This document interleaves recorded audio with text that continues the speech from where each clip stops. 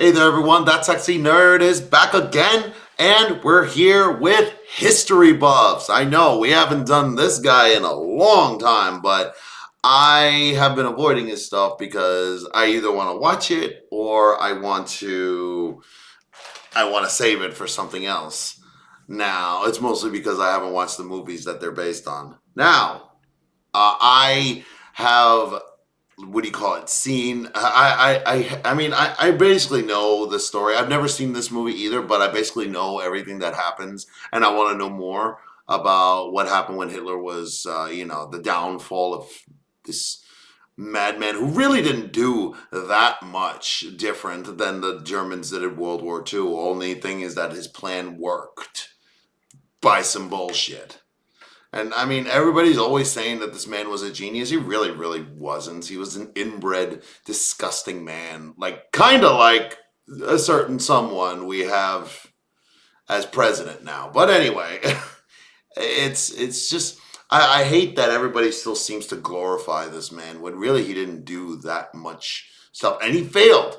And he failed and lost his life. And he took the coward's way out. I still don't see why this guy deserves to be respected militarily or anything. Because, he rips off Napoleon and then he dies. Or, he basically is defeated the same way Napoleon is as well. It's ridiculous. I mean, and it was because he was too racially superior to, really fall, to really do any research on or history on past events. He just said, "Oh, there are dirty Russians that might also somehow be Jewish as well, so let me kill them all." It's ridiculous. Things he did in Russia, especially, was just absolutely horrible, and it's really. I mean, at the same time, they really did suffer, and really, they deserve to get their get back on Hitler and everything. But yeah, obviously, this movie was about the downfall of Hitler. I think it's mostly him like complaining in Berlin, while basically the Russians are closing in on him, and everything is just falling apart for him. And it's just beautiful to see. It's beautiful to see evil get its comeuppance, and hopefully, it'll still keep going on. That's all I'll say about that. But it really is beautiful watching a piece of crap just get what he's got coming to him. Because it eventually always does happen, regardless of how many people admire or think that this guy was such a brilliant genius. He got his in the end, and they always do. Evil always goes down in the end. But again, I've never seen this movie, and I've always wanted to watch it, but I feel like it's always been spoiled for me because everybody always does that meme that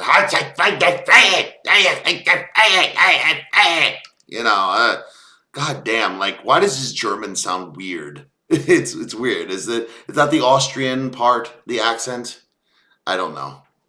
But anyway, I know that the guy was done did it really well, and it was nominated for awards and everything. And really, all I know is that from that movie, and I feel like that's like all I need to know. But that's just me being foolish. So why don't we just get into the video? And remember, please smash that like button if you want to see more sexy and nerdy content, and subscribe if you think I deserve it. And remember, sign up for my Patreon for all my latest reactions to all my latest videos. And let's do this thing, y'all. Hello and welcome, history buffs. My name is Nick Hodges, and today we're going to take a look at Hitler's last stand inside the Führer bunker. It's April 1945, and the final days of the Third Reich. The Allies are closing in on Germany from the west, the Soviets are advancing from the east. They'll be the first to make it to the German capital, beginning the Battle of Berlin. Escape has become impossible. Battle of Berlin. Many Germans have already fled, but some hid underground with their Führer, Adolf Hitler. The movie Downfall tells the story about the last 10 days of his life. 10 days. Through the first-hand accounts of those who lived with him in the bunker. And unlike most World War II movies, this film portrays a more complex human side of the Führer, revealing his flaws, irrational decisions, illnesses, and all. Much of the film draws from the memoir of a secretary, Trottel Junge, who witnessed it all until the very end. And the real Trottel even makes an appearance at the beginning and end of the movie, reflecting on her years beside Hitler. Perhaps It's like, how did it feel to serve evil? Disgusting. history's most evil man. And in these interviews and through her character in the movie, she confronts her loyalty to him, her admiration, and the faults she once overlooked. But how much of Downfall is historically accurate? She just Does says it that now. faithfully portray Hitler and the end of his reign? Well, join me in this review as we'll take a look at what the film got right, what it got wrong, or what it overly exaggerated. This is Downfall. Overly exaggerated, huh? So the movie begins with Trottel reflecting on her role as Hitler's secretary, and she tells us this. Ich habe das Gefühl, dass ich diesem Kind, diesem kindischen jungen Ding bös sein muss oder dass ich ihm nicht verzeihen kann, dass es die Schrecken, dieses Monster nicht rechtzeitig erkannt hat, dass es nicht durchschaut hat, in was es da hineingeraten ist und vor allem, dass ich so unüberlegt ja gesagt habe. Ich war ja. And this sets the tone for the entire movie. We're going to go back into a world to see how so many people were able to work with and for that monster. And while many were co-conspirators, there were others like Trottel who, you could argue, were swept up by fate or sheer bad luck. Downfall begins by showing how Trottel became Hitler's secretary. We see 5 girls ushered through the East Prussian forest to the Wolf's Lair, Hitler's Eastern Front headquarters. Hitler is selecting candidates from the Chancellery staff in Berlin, and after meeting each one, he chooses Trottel for the job. In reality, it didn't happen quite this quickly. I do understand they were just trying to show how she got the job by luck, not because of any ties to National Socialism, but it still gets a few details wrong, nothing major though. Such as there were actually 10 girls brought in from the Chancellery to audition for the position, and unlike in the movie, the other girls weren't waiting outside the room. They actually spent time at the Wolf's Lair between meeting Hitler and the dictation test. But of the 10, Trottel was chosen first, primarily because of a connection to Munich. Hitler seemed to like Munich girls, as seen with his longtime girlfriend, Eva Braun.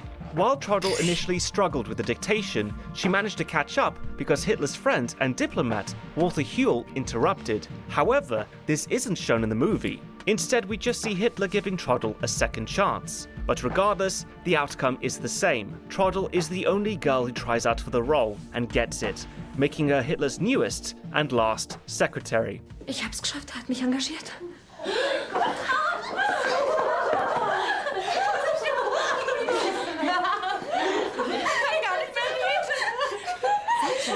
Though this scene isn't entirely accurate, it sets a crucial tone for the movie. Downfall isn't about rehashing Hitler as an abstract, distant villain. We've all seen that movie before, many times. Instead, we see a man who is calm and patient with Trottel, even giving her a second chance when her nerves overwhelm her. She sees a different Hitler than the one history will condemn, and she'll spend her lifetime grappling with that. The movie then skips 2.5 years to Berlin on the day of Hitler's birthday, April 20th, 1945. And for his birthday present, Stalin delivered a barrage of artillery shells and Katyusha rockets. The Soviets had reached the outskirts of the capital and began pummeling the city. And that's the only time I'll ever say hell yeah in reference to Stalin. Fuck that guy too. As many of you history buffs may already know, Germany's fate had been sealed long before this day. Most historians point to Operation Barbarossa as their pivotal moment, when Hitler decided to take on the Soviet Union. Of the many losses Germany faced in that campaign, it was undoubtedly the Battle of Stalingrad where Hitler faced his biggest and most morale-crushing defeat. As the Führer himself declared, if we abandon it, Stalingrad, we are really abandoning the whole meaning of the campaign. In telegrams to General Paulus, commander of the 6th Army at Stalingrad, Hitler forbade surrender, encouraging his soldiers to fight to the death in order to contribute to the building of the defensive front and the salvation of Western civilization. But by February 2nd, 1943, the last of the 6th Army did surrender, the 1st German Field Army to surrender in World War II. And as you could imagine, there were significant German casualties, with an estimated 300,000 lost due to combat, starvation, taken prisoner, or by freezing to death. Hitler's humiliating defeat against his sworn enemy had a massive impact on Germany's morale. It was so low, in fact, that the country, along with some factions within the Wehrmacht, were increasingly turning against their Führer. In I one know that particularly guy. famous event on July 20th, 1940, increasingly turning I against forgot. the fact that the country, along with some factions within the Wehrmacht, That guy right there, that guy in the middle who has his arms crossed, and there he had his, he killed all his kids. He gave them cyanide poison, and then made a suicide pact with himself and his wife because too much of a coward to face his accountability. were increasingly turning against their Führer. In one particularly famous event on July 20th, 1944, Colonel Klaus von Stauffenberg tried to kill Hitler with a bomb in a briefcase. This assassination attempt, along with the Allied Normandy invasion on D-Day, June 6, 1944, and the Soviets' advance into Poland in early 1945, forced Hitler into his bunker beneath the Chancellery in Berlin by January 1945. So it's no surprise then that the portrayal of Hitler we see is one of anger, distrust, and deteriorating physical and mental health. The first example of this we see in the movie is Hitler's trembling left hand when he goes to speak with his people at the Chancellery, which is absolutely true. Many of those closest to him noted that his tremors, which primarily affected the left side of his body, were a result of Parkinson's. A condition he tried desperately to hide from the public, but it only worsened with the stress of losing the war. One of his closest friends, architect Albert Speer, head of the Ministry of Armaments and War Production, noted in his memoirs that Hitler was shriveling up like an old man, his limbs trembling, his feet dragging, his normally very clean and well-kept uniform stained with food. And throughout the movie, his appearance only gets worse. Those around him notice and talk about it out of earshot. In a conversation between Reichsfuhrer SS Heinrich Himmler and his underling, SS Commander Hermann Fegelein. Why is this guy always a Nazi? I swear, it has been 3 movies I have seen him play a Nazi. This one, The Pianist, and the Stalingrad, the Russian one. Like, why is he always a Nazi? It's every time. Himmler says this. That's Himmler? Der Mann ist fertig. Naja. Oh, that is Himmler. Von einem erwarten, Look at him, he der looks like Rauch trinkt und überdies Vegetarier ist. Jetzt mal im Ernst, Fegelein. Ich werde wohl die Sache selbst in die Hand nehmen müssen. Berlin wird fallen und das sind wenige Tage. Taking control, Wenn yeah. der Führer tot ist. Mit wem glauben Sie wohl, werden die Alliierten verhandeln? Himmler leaves Berlin at this point, unwilling to die as it becomes increasingly clear that the city will soon fall. Yeah, those who he doesn't remained get very loyal far. to Hitler, or those who didn't have any other choice, retreated to the bunkers underneath the Chancellery. There were 2 Like little connected bunker rats. structures used. First was the Vorbunker, which had a kitchen, a dining room, some supply rooms, and several guest quarters. Deeper down was the Führerbunker, which had a corridor-like conference room, a map room, Hitler and Eva's private quarters, Goebbels' room and office, a room for communications, and various other spaces. So in other words, they're trapped like little rats. Fuck them, man. Seriously, I have no sympathy for these people. There was a generator running one of the Führer bunker's rooms, and the whole structure was below the water table, so it was constantly damp and smelled of exhaust fumes. Good. One thing this film does exceptionally well is authentically recreating the Vorbunker and Führer bunker, both in terms of its physical layout and how claustrophobic it must have felt for those anxiously hiding from the incoming Soviets. Good. Let's take a look at this scene when Albert Speer comes to speak to Hitler. First, he goes to visit with Magda Goebbels, the wife of Joseph Goebbels, Hitler's Minister of Propaganda. That would have taken place here, in the Goebbels family quarters. The other room had bunk beds for their 6 children. He then leaves her room and heads into the Führerbunker, and although we don't see him take the stairs, he comes from the hall where the guards hang out, and into the corridor lounge. He looks to his right into the generator room, then still walking down the corridor, he looks right into the telecommunications room. From there, he passes through the doorway, separating the corridor lounge from the conference room, where he takes note of a drunk and passed out Martin Bormann, Hitler's private secretary, who surprisingly has a very minor role in this movie, despite being the one who wielded control over the flow of information and access to and from Hitler. But anyway, It'd probably be Speer too heads boring. left into Hitler's office, then takes the left door to find Eva Braun in her quarters. And I'm honestly impressed by the level of detail that went into this. And not just the bunker, the costuming, the set design, it's pretty spot on.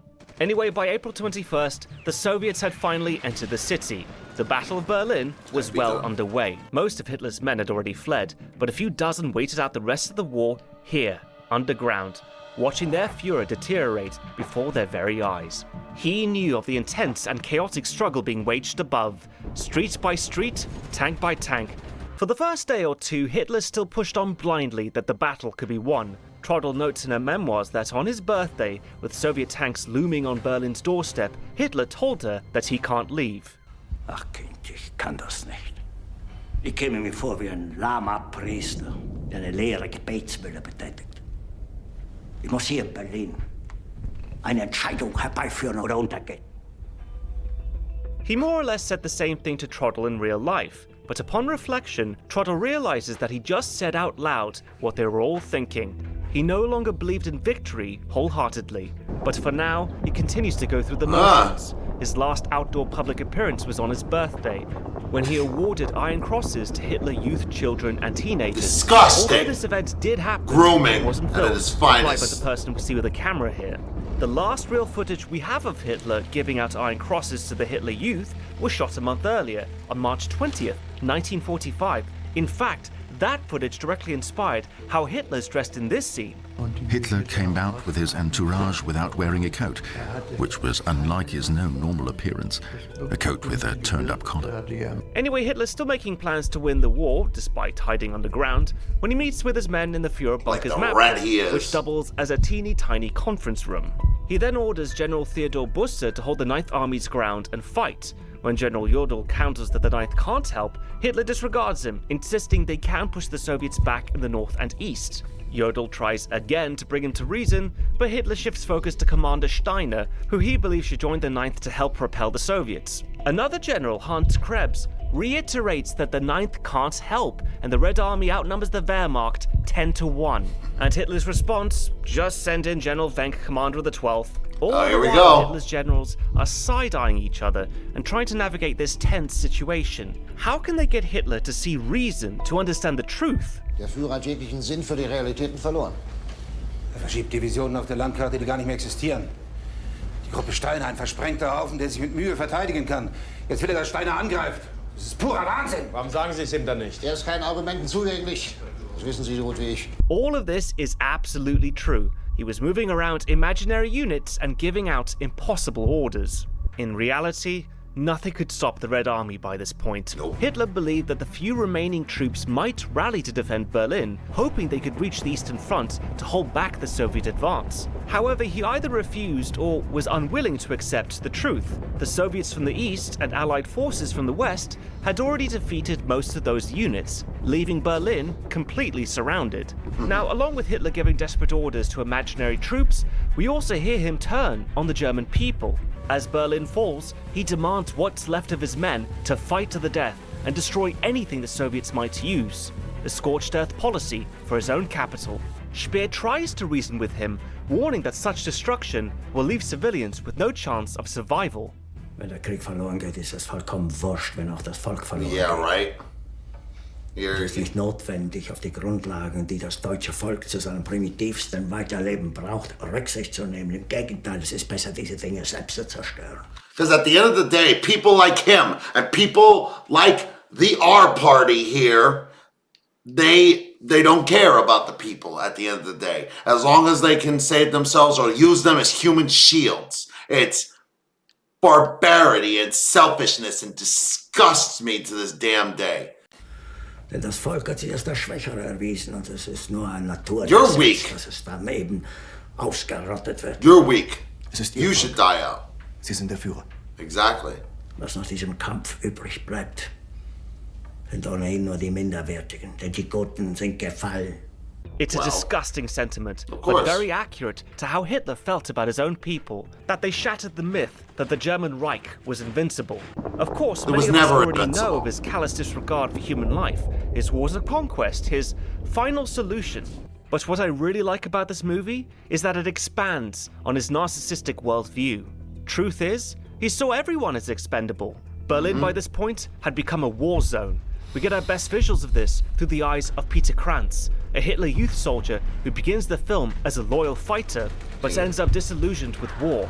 While Peter Krantz is a fictional character, he represents both the Hitler Youth and perhaps the German people, those drawn in by Hitler's promises, only to end up fighting for a man who didn't care whether they lived or died.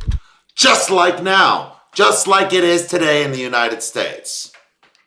That is what it eventually will come down to. All these people fighting for a man who doesn't give a damn about them. And when you tell them he doesn't give a damn about them, they want to, like slaves, they want to ignore it. But although Berlin is burning above them, not everyone in the bunker knew what was going on. The secretaries, both Trottel Junge and Frau Gerda Christian, believe Steiner is coming to save them. After all, that's what they heard Hitler say. But Fegelein tells Trottel the truth. Jeder in der Umgebung des Führers weiß, dass es ein Hirngespinst ist. Fantasie! Ich würde mich wundern, wenn selbst daran glaubt. And it's here we have the most iconic scene in the entire movie. Here we go. Furious outburst. We've all seen the news. Hitler screams at his generals in German, while some cheeky translator provides hilariously inaccurate subtitles. Aber mein Führer, die 12. Armee marschiert nach Westen, Richtung Elbe. Dann soll die Armee kehrt machen. Dann entdecken wir die Westfront. Haben Sie noch Zweifel an meinem Befehl? Ich glaube! Ich kann nicht zulassen, dass die Soldaten, die für Sie verbringen. It's been viewed millions of times in many different videos, but unless you speak German, you probably didn't know what he was actually angry about. So I'm gonna fill you in. I know what it is. The scene begins with Hitler's generals all It's basically that their general that he was putting so much faith in had already surrendered, and yeah, he's basically like yelling at them because he has nowhere else to turn. So he's just yelling at them instead of blaming his own damn dumbass self. staring at him, uneasy and reluctant to break the news that Steiner didn't have enough forces to save Berlin as Gotcha. ordered. It's a powerful shot, accurately depicting just how afraid these men were of their Führer, even as they watched him Of the falling tiny apart. little man. Hitler, twitching, removes his glasses and sends everyone out except Goebbels, his private secretary Bormann, and 4 generals. The rest leave but linger near the door to hear what happens next. Das war ein Befehl! Der Angriff Steiners war ein Befehl! Wer schickt Sie, dass Sie es wagen, sich meinen Befehl zu widersetzen? They're all there. Weit ist das also gekommen. Why are you crying? Jeder hat mich belogen! Jeder hat mich belogen, sogar die SS! Die gesamte Generalität ist nichts weiter als ein Haufen niederträchtiger, treuloser Feiglinge! Well, what happened? What happened? You sent them mostly to kill unarmed civilians. Of course they're cowards. Just like you. Ich kann nicht zulassen, dass die Soldaten, die für Sie verbringen. Nicht Feiglinge! Verräter, Versager! Mein Führer, was Sie da sagen, ist ungeheuerlich. Die Generalität ist das Geschmeiß des deutschen Volkes! Wow. Sie ist ohne Ehre! Sie nennen sich Generale, weil Sie Jahre auf Militärakademien zugebracht haben, nur um zu lernen, wie man Messer und Gabel hält. Jahrelang hat das Militär meine Aktionen nur behindert. Es hat mir jeden nur ersichtlichen Widerstand in den Weg gelegt. Ich hätte gut daran getan, von Jahren alle höheren Offiziere liquidieren zu lassen, wie Stalin. Why? So he could be in a stupid situation like you? Like you could be in a stupider situation? Hier von der Akademie. Und doch habe ich allein auf mich gestellt, ganz Europa erobert. Yeah. No, you didn't. You really didn't. Verräter. Napoleon did better Von than you. allem Anfang an bin ich so verraten und betrogen worden. Es wurde ein ungeheurer Verrat geübt am deutschen Volke. Aber alle diese Verräter werden bezahlen. Mit ihrem eigenen Blut werden sie bezahlen. Sie werden es saufen in ihrem eigenen Blut. Die Befehle sind in den Wind gesprochen. Es ist unmöglich, unter diesen Umständen zu führen. Es ist aus.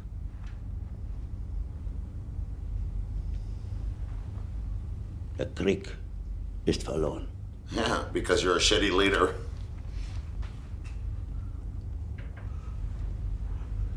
Aber wenn Sie, meine Herren, glauben, dass ich deswegen Berlin verlasse, irren Sie sich gewaltig. Eher jage ich mir eine Kugel durch den Kopf.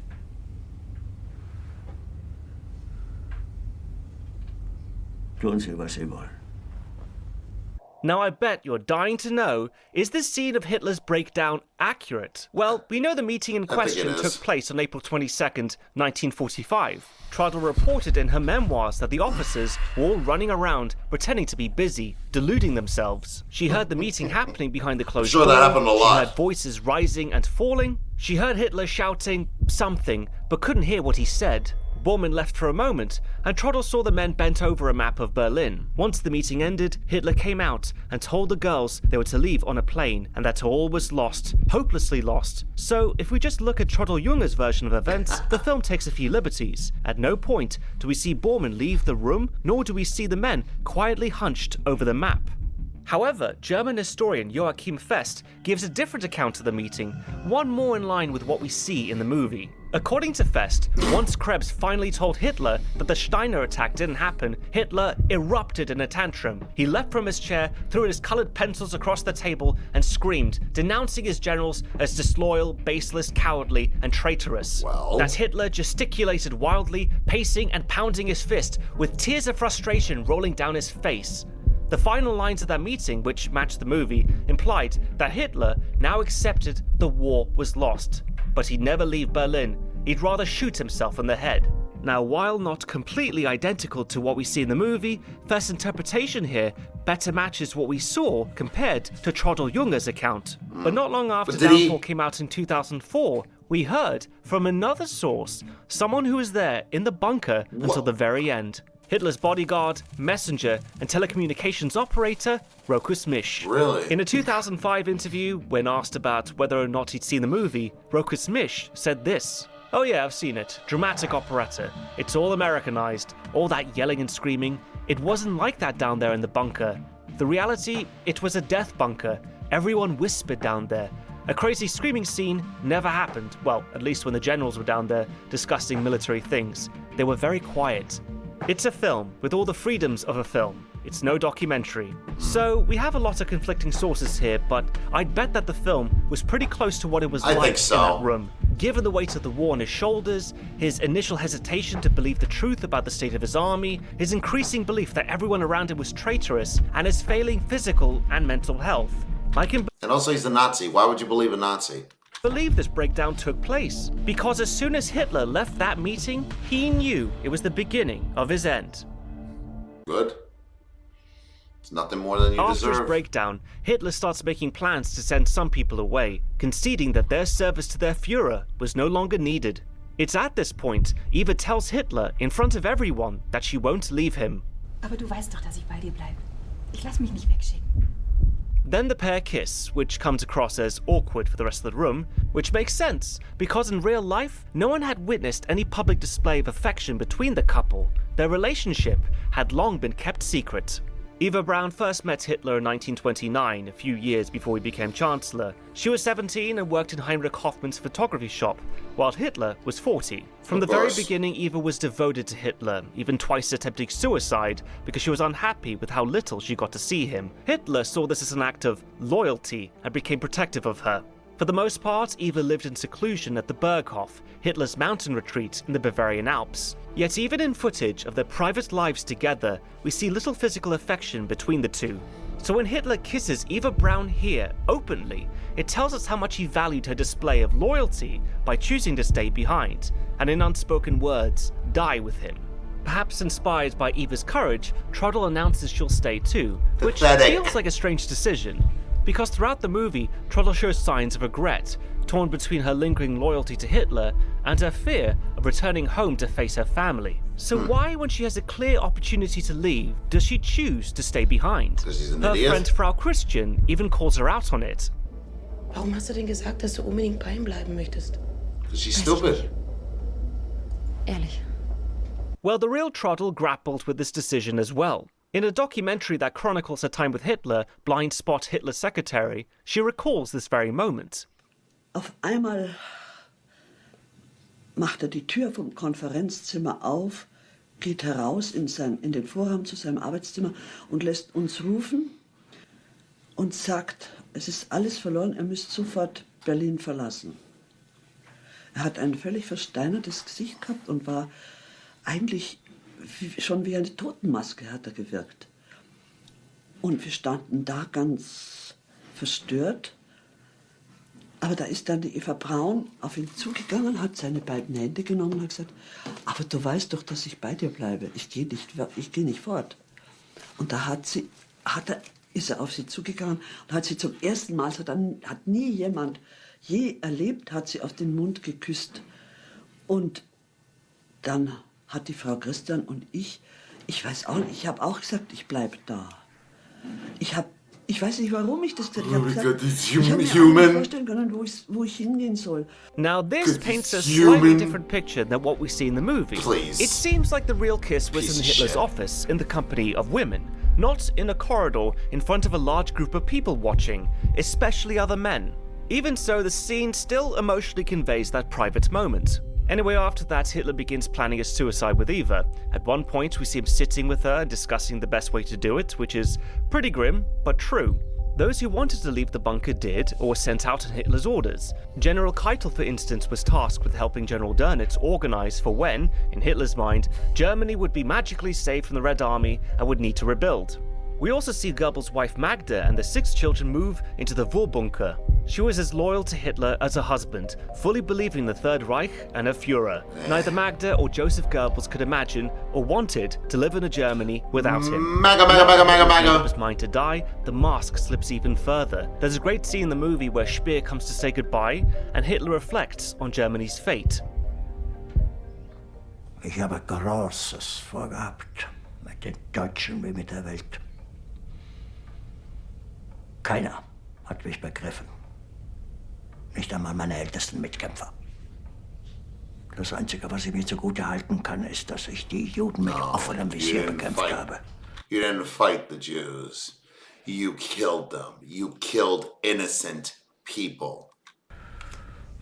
Und dass ich den deutschen Lebensraum vom jüdischen Gift gesäubert habe. Evil man. Disgusting. Es wäre mir leicht davon zu gehen. Nur dieser eine Augenblick.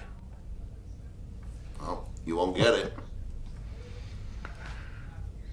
You'll burn in hell. Ewiger Ruhe.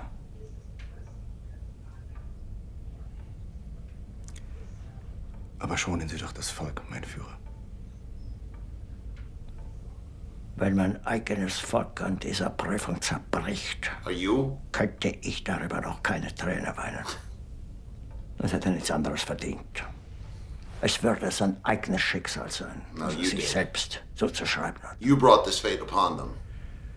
Seit Monaten habe ich Ihre Zerstörungsbefehle ausgesetzt. What? Es gibt schriftliche Beweisstücke, wonach ich Ihre Befehle nicht nur missachtet, sondern ihnen auch zuwidergehandelt habe.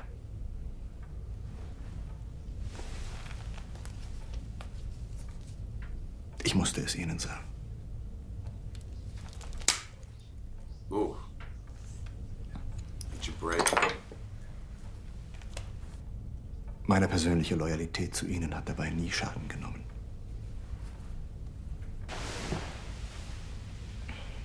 Also Sie fahren. Gut. Gut. Auf Wiedersehen. This scene is absolutely true. Really? And it goes to the core of who Hitler really was.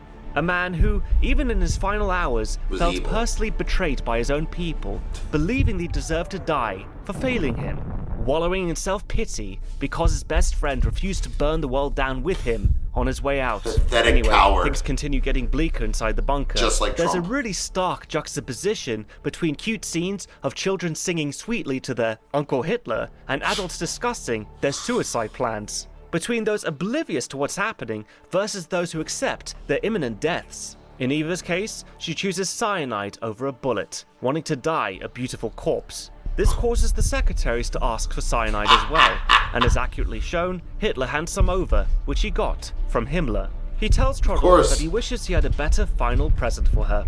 But elsewhere, others decide not to wait.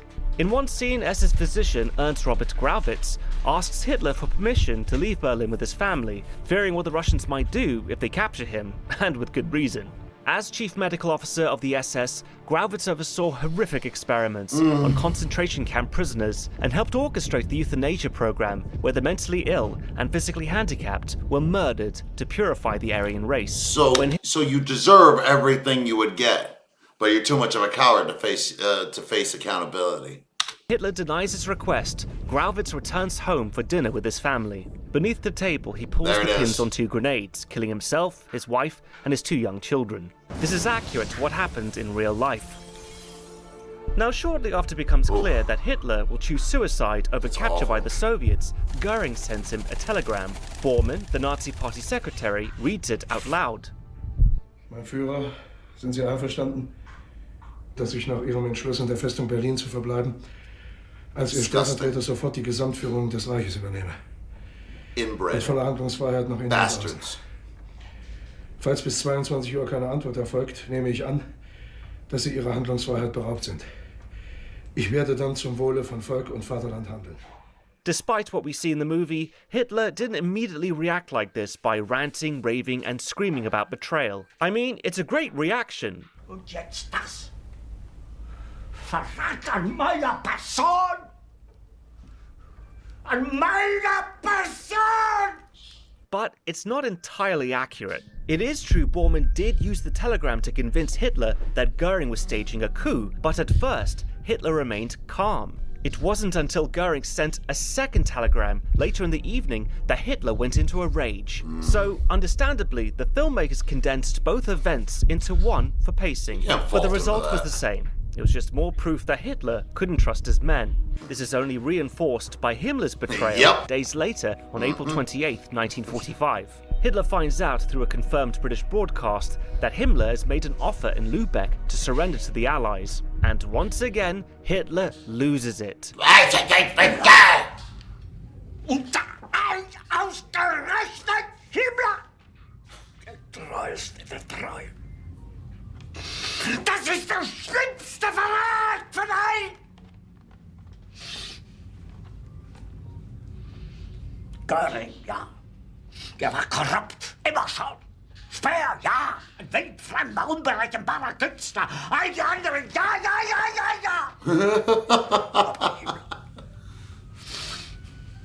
Ja, ist er wahnsinnig geworden. Um sich zu autorisieren, behauptet er, ich wäre krank. Ja, vielleicht schon tot. Once the bunker was able to confirm the news that Himmler tried to arrange negotiations through the Swedish diplomat Count Bernadotte, even potentially accepting unconditional surrender, Hitler was incensed. Himmler had always been the model of loyalty, so for him to go behind the Führer's back, that was enough to send Hitler even further over the edge. Right now, he needed answers. But who could he talk to that reported directly to Himmler? Well, the best person for that would be Hermann Fegelein, Himmler's direct liaison. So Hitler orders him to be brought in. Trouble is, Fegelein is nowhere to be found. We're previously shown Fegelein moving out of the bunker, staying in a hotel somewhere, trying to convince Eva Braun to escape Berlin with him. Fegelein had a habit of slipping away quietly, like at Eva's party for Hitler's birthday. But on this occasion, his disappearing act was outright seen as desertion. In the movie, Eva begs Hitler to save Fegelein because he's her brother-in-law and her sister Gretel is pregnant with their child. Now, whether she really did this is unknown, but just like in history, Hitler was unfazed by their family ties. Mit Verrätern gibt es kein Mitleid. Mit Verrätern gibt es kein Erbarmen. Wird vor ein Standgericht gestellt und erschossen. Aber wem nutzt das denn jetzt noch? Es ist mein Wille! Ever loyal, Eva composes herself and accepts her brother-in-law's fate. Fegelein is eventually found in his hotel room with a mistress and brought back to face his desertion. In reality, he was stripped of his rank, court-martialed and shot, likely either in a cellar corridor or near the exit to the gardens behind the Reich Chancellery. But in the movie, they speed up the timeline a bit and have him shot before his court-martialing.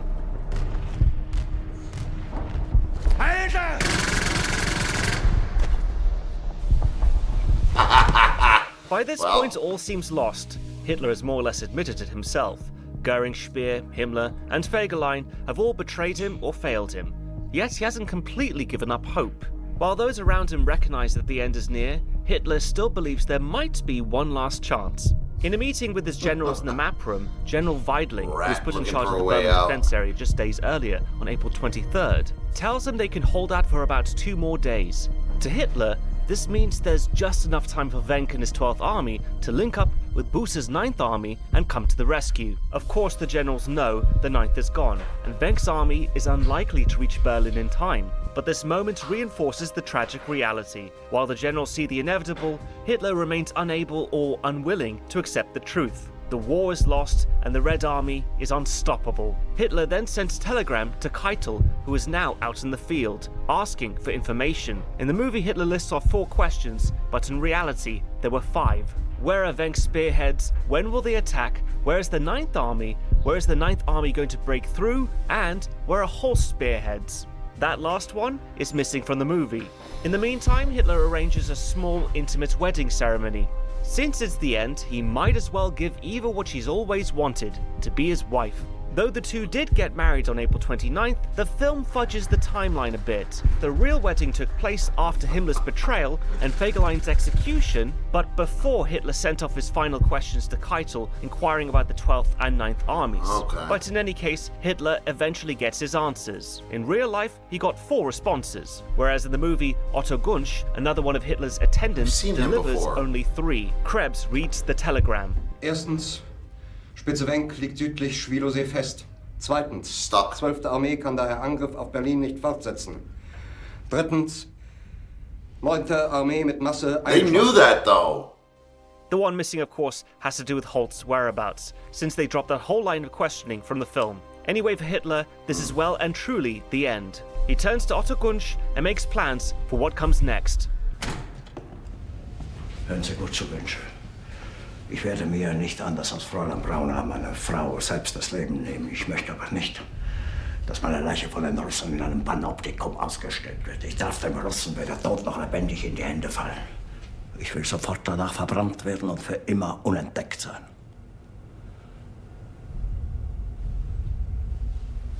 Günsche, ich nehme Ihnen das Versprechen ab, alle erforderlichen Vorkehrungen für die Beseitigung meiner sterblichen Überreste zu treffen.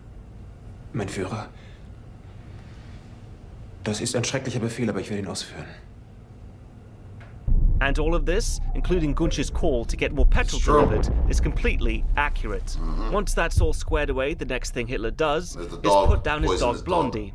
This served 2 purposes. He didn't do that. One, he didn't want his beloved German Shepherd to suffer a violent death at the hands of the Soviets. He didn't While do that. Hitler was certainly cold with people, including his longtime his girlfriend dog. and now wife, Eva Braun, he was always very affectionate with Blondie and his other dogs. But the second reason was to test the cyanide capsules, as they came from Himmler, who had just betrayed him. He didn't force the cyanide pill down the dog's throat, though. He put it in his food.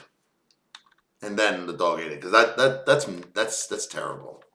That's terrible. I don't, and like that's inaccurate right there, because like if you're saying that he affectionately loved his dog, blah blah blah blah blah, like he was a human, then he wouldn't have obviously forced it down the dog's throat.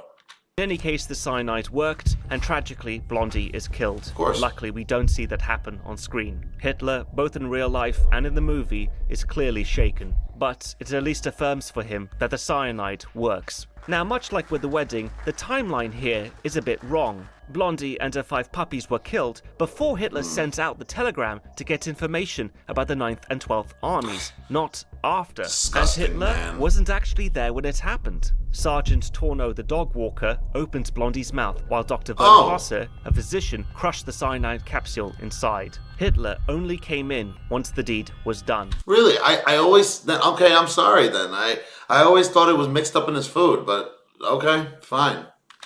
And it took place in the toilets where Dr. Schenk was, not in the hallway. But for the purpose of pacing, all of these events are rearranged to make Hitler's acceptance of defeat feel more gradual rather than jarring as it was in real life. Narratively, it makes more sense for his next step after killing his dog to be his own suicide, not continuing to coordinate the war as he actually did. Wenn Ihre Hand zittert, dann kann die Kugel auch nur den Sehnerv zerstören. Deshalb ist unbedingt zu raten, auch Gift einzunehmen, gleichzeitig. In dem Moment, in dem Sie auf die Kapsel beißen, drücken Sie ab. Und dazu bleibt genügend Zeit. Das Gift wirkt erst nach 1 bis 2 Sekunden. On April 30th, 1945, Hitler says his goodbyes. He has dinner with his secretaries and his private chef, Fraulein Manziali. It was quiet, eerie, and, as accurately depicted, his final meal was a bowl of pasta with tomato sauce. Trudell called it a banquet of death under the mask of cheerful calm and composure. After that, he lined up a select group of people and, with Eva in tow, the pair said their final goodbyes. Nothing more than what he deserves. Großen Korridor Deserves worse, honestly. von Hitler. Und Günsche hat gesagt, komm, der Führer will sich verabschieden. Und ich bin wie eine Wachspuppe auf ihn zugegangen und er stand da mit einem ganz fernen Ausdruck. Der war schon nimmer auf dieser Welt und hat mir die Hand gegeben und hat so ins Leere geschaut und hat aber irgendwas gesagt, was ich nicht verstanden habe. Ich habe also seine letzten Worte nicht verstanden. Und dann kam die Eva Braun und hat mich noch umarmt und gesagt, Frau Junge, versuchen Sie durchzukommen und grüßen Sie mir Bayern. As you can see, the film does an okay job recreating Trudell's memory of the event. It's not exact, but it captures the essence of it well enough. Hitler and Eva go into the room together for the last time, and we see the door close. There's a brief interruption from a crying, inconsolable Magda begging Hitler to reconsider, which happened in real life too. Really? But it's not enough to stop him. Both Adolf and Eva Hitler are dead. Now, since Downfall relies heavily on Trudell Junge's memoirs, it's fitting to show the scene from her perspective. Trudell later recalled, "Suddenly there is the sound of a shot, so loud, so close, that we all fall silent. It echoed on through all the rooms. The Führer is dead now."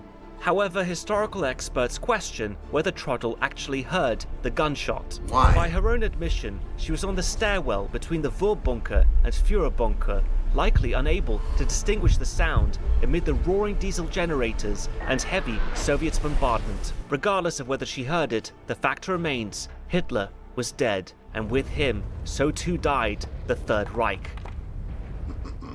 Deserved to die. As promised, Otto Gunsch stepped in to handle the bodies. In the movie, we see him confirm Hitler and Eva's deaths and prepare their cremation. But in real life, the first person to enter was Hans Ratzenhuber, the head of Hitler's personal security, and a figure curiously absent from the movie. Why? But as depicted, Hitler used cyanide and a gun, Eva just the cyanide. Their bodies were brought outside to the garden, placed in a shell crater, and set on fire.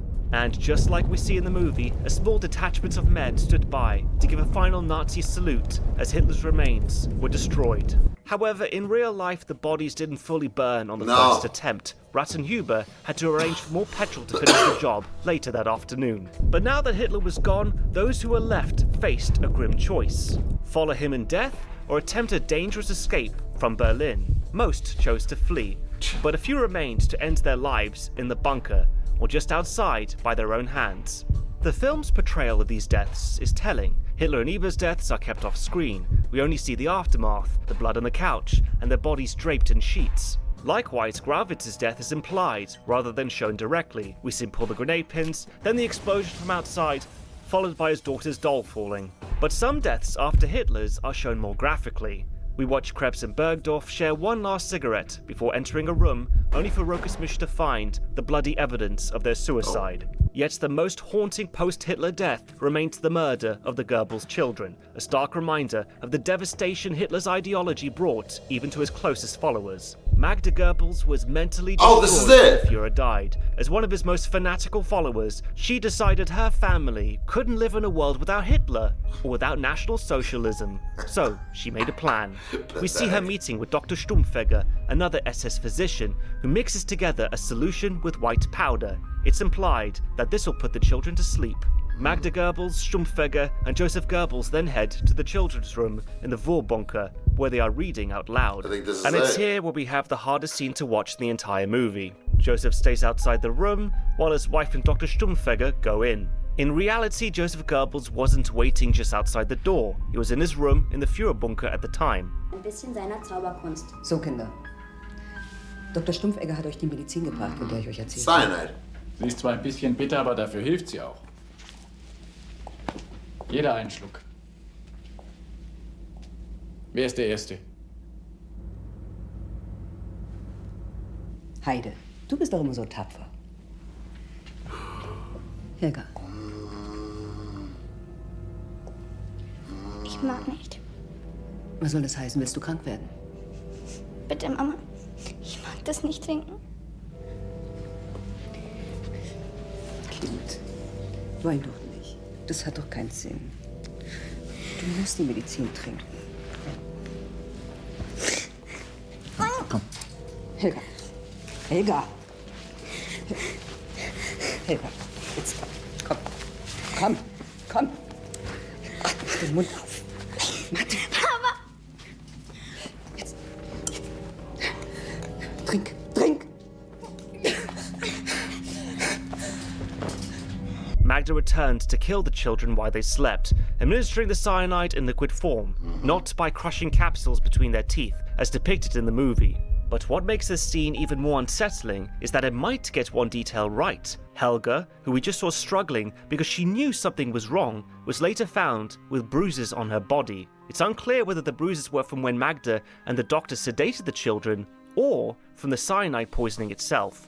But it's a chilling thought. What follows after is mostly accurate. Magda sits down to play solitaire, a bit disturbing considering what she had just done, while Goebbels dictates his last will to Trottel Junge, though in real life this happened before Hitler's death. Yeah, what the It hell? was at the scene where he bursts in and interrupts Trottel earlier, when she's writing Hitler's last will. In the movie he says he'll come back later, but in reality it happened at that moment.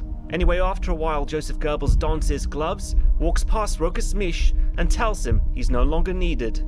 Then adds in French, "The game is over." He and Magda then go upstairs and take their own lives. Like Hitler, Goebbels arranged for their bodies to be burned. However, one detail not shown in the movie is that Goebbels asked the guards to ensure they were truly dead before setting their bodies on fire. So they were shot multiple times posthumously, just to be sure.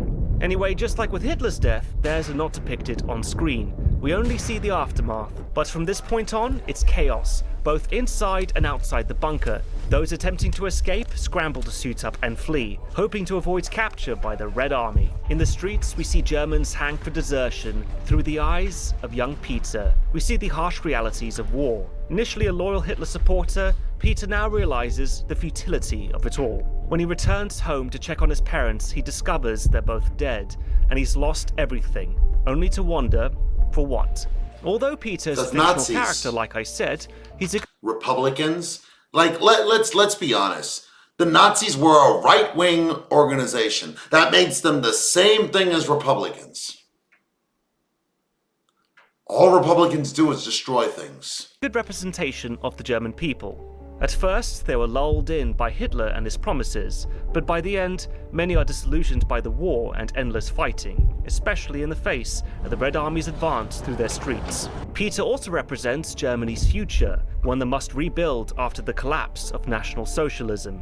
After Hitler's death, some generals, including Goebbels, sought to end the war. Previously, Goebbels sent General Krebs to meet Soviet commander Vasily Chukov the day after Hitler's suicide. Krebs requested a ceasefire, but Chukov rejected it, demanding an unconditional surrender. And it was at this meeting that the Soviets learned Hitler was dead. Chukov reported this to his superiors, though he pretended to already know. Ultimately, the meeting yielded no results for the Germans, and both Krebs and Goebbels soon met their fates. The next day, on May 2nd, 1945, General Weidling met with Chukov, but this time capitulated to unconditional surrender. In the movie, we see Weidling read out the surrender to urge the few pockets of Germans still fighting to give up, which aligns with historical events, though the exact wording may differ slightly due to translation. But did Weidling pass out after reading the broadcast? Well, there's no proof to suggest he did. This was likely done for dramatic effect. As the survivors try to find a way out, they realize they're surrounded. A few commit suicide, like Hitler's friend, the diplomat, Walter Huell, but the rest are left behind as Trottel makes a run for it. She eventually meets up with Peter, and the two of them manage to escape behind Russian lines. This didn't happen, of course, since Peter doesn't exist, and Trottel was eventually caught and thrown in a Soviet prison. But it's a fitting end to the movie. We then get to learn what happened to the other characters, whose fates were unknown through a series of into the movie. We then get to learn. Okay, was arrested in Fleischenberg in 1945. He was sentenced to 20 years at the Nuremberg trial and was released, and he died in London in 1981. So he was allowed to live. Well, to be fair, fine. He he disobeyed his orders and whatever, so fine. What happened to the other characters. Okay. Heinrich Himmler tried to escape under a false identity with fleeing refugees. After being exposed and captured, he committed suicide. But, okay, but, like, that's what I don't understand. Didn't he go to Switzerland and do whatever? I don't. Whose fates were unknown through a series of title cards. Okay. Martin Bowman and Dr. Ludwig, committed suicide close to... Good. Overall, Downfall is a brilliant movie. Sure, a few events are out of order and some scenes are exaggerated, but the filmmakers really tried to show Hitler's last days as accurately as possible. But that's not to say there weren't some issues, and also decisions I don't agree with. One that stands out is how they show Dr. Ernst Gunther Schenk. Throughout the movie, he's kind of treated like a moral compass. We first meet him on Hitler's birthday, just as Operation Clausewitz kicks off. People are burning papers and moving out of the Chancellery. Schenk's unit is supposed to leave too, but he insists on staying to help. The movie portrays him as someone who's ignoring politics to do what's right. We see him delivering medical supplies, performing surgery he's not really trained for, and being this savior figure. But the truth is, Dr. Schenk was not exactly a good guy. I mean, the scenes with Schenk helping Dr. Hasse with surgeries are accurate, but here's the problem. Because the movie only covers a brief window of time, it leaves out some crucial details. Dr. Schenk wasn't simply a well-meaning doctor. In reality, he worked at concentration camps and even used prisoners at the Mauthausen camp as test subjects for a new kind of protein sausage, and whatever he put in them was deadly, killing several prisoners. So by only showing him in around the bunker, the movie gives an incomplete picture of who he really was and overlooks some of the terrible things he did as part of the Third Reich. And in fact, that is one of the most controversial parts of the movie. As visually and historically impressive as Downfall is, many people were struck by his decision to show Hitler not just as a monster, but as a human being. Director Oliver Hirschspiegel explained this choice in an interview, saying this. Das Monströse an diesem Dritten Reich und allem, was damit einherging, das ist ja, dass das Menschen sind. Das waren eben nicht irgendwelche Erfindungen aus der Hölle mit Klauen und Reißzähnen, sondern das waren ja Menschen. Und dieser Hitler ist auch ein Mensch gewesen. Und das macht ja für mich diesen beängstigenden Umstand aus. Und deswegen ist das genau richtig, dass wir den als Menschen zeigen, mit allen Konsequenzen. Yes, but there's a lot of people who actually like that right now. It's proving to him right now that people like that about that. I mean, look at Trump. He's basically Hitler right now. And people are like, oh my God, I love everything he's doing, even though he hasn't done a damn thing. The issue, Downfall only covers the last 10 days of Hitler's life, a tiny snapshot. Because of this narrow time frame, it can only show us pieces of who these people really were. Hitler's character feels fully realized because we already know his story and understand the depths of his evil.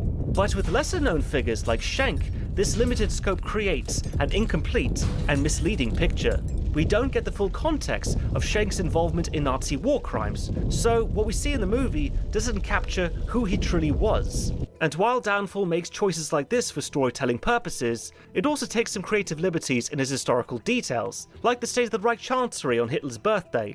By April 20th, 1945, it was a bombed-out shell of a building, not the spotless room we see in the movie. I mean, take a look at these pictures. These are the last known photographs of Hitler before he killed himself. They were taken on his birthday as he inspected the Chancellery building's damage. And as you can see, there are giant holes everywhere. There would have been dust and debris littering the rooms, water leaking from the ceiling. In Downfall, the room is spotless, too shiny and clean. See what I mean?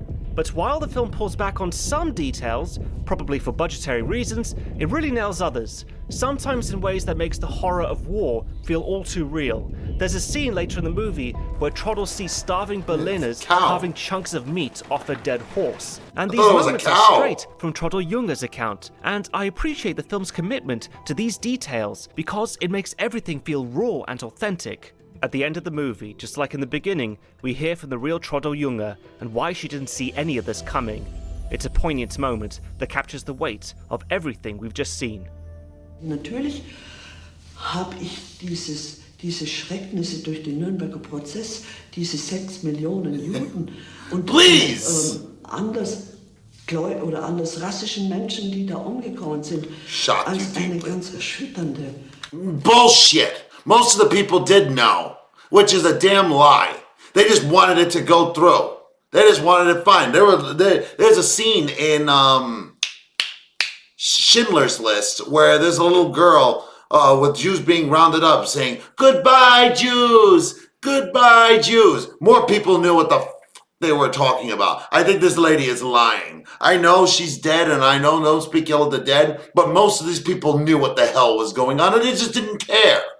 Because, again, it's just happening to people they consider less than subhuman. It's happening right now, man. Fürchterliche Tatsache empfunden, aber ich habe noch nicht den Zusammenhang hergestellt mit meiner eigenen Vergangenheit. How? Ich habe mich noch damit zufrieden gegeben, dass ich persönlich keine You are Schuld hatte guilty. und auch davon nichts gewusst habe. You are, In and diesem you did. Ausmaß habe ich nichts gewusst. Aber eines Tages bin ich an der Gedenktafel vorbeigegangen, die für die Sophie Scholl an der Franz-Josef-Straße befestigt war. Und da habe ich gesehen, dass sie mein Jahrgang war und dass sie in dem Jahr, als ich zu Hitler kam, hingerichtet worden ist. Und in dem Moment habe ich eigentlich gespürt, dass das keine Entschuldigung ist, dass man jung ist, sondern dass man auch hätte vielleicht Dinge erfahren können. Trottel and so many others swept up in Hitler's vision for the Third Reich were left to pick up the pieces of what he left behind. Downfall, with all its intensity, gives us a window into those chaotic final days in the bunker, with the Battle of Berlin raging above, leading to Germany's surrender in World War II. For any history buff and World War II fans who haven't seen Downfall, it's a must-watch. Though controversial for its attempt to show the human side of an inhuman man, it tells an important story through the eyes of those who were there to witness it. Well, that about wraps it up. Didn't feel sorry for him in the slightest. It's all he deserved. Again, I know many people will be like, "Oh, don't speak ill of the dead, don't speak." No. The guy's a monster responsible for millions of deaths. Millions of people dying. Not just Jewish people, French people, Slavs, Russians. I have no sympathy for this piece of shit. Never. And I mean, but at the same time, I also don't fault the film for trying to show a human side. It fails, at least with me. I don't feel sorry for him in the slightest. So, because I know he wouldn't have felt sorry for me, and neither of the people who would feel sorry for him would feel sorry for me if something would happen to me like that. So, I mean, I can't feel sympathy for an inhuman monster. I mean, call me evil, call me whatever, but I cannot feel sorry for an evil man or even think he's even human. He was the devil put on this earth to punish people for being innocent. That's all it is. He's a monster. He preys on the innocent. And he's like, Oh, and speaking of which, everybody's like, he rebuilt Germany. He stole all the money that he used to rebuild the German economy. He stole it through the blood and sweat of the Jewish people. That's the only reason why they had a stable economy. Because it was all gold that they stole from millions and millions of innocent people. So, I mean, other than that, hopefully history won't repeat itself. Hopefully we won't have such a monster coming again, even though we probably already have one in the White House. And hopefully the world won't ever have to go through what they had to go through in World War II. Hopefully. But it looks like we're inching ever closer to that day. So what can I say? Hopefully we can live our lives in peace and be happy and not have to deal with this shit again. So let me know what you guys thought of it. Let me know if you guys saw the movie and what you guys think of it. And please smash that like button if you want to see more sexy and nerdy content. And subscribe if you deserve it. And remember, sign up for my Patreon for all my latest reactions to all my latest videos. And I'll see you on the next episode.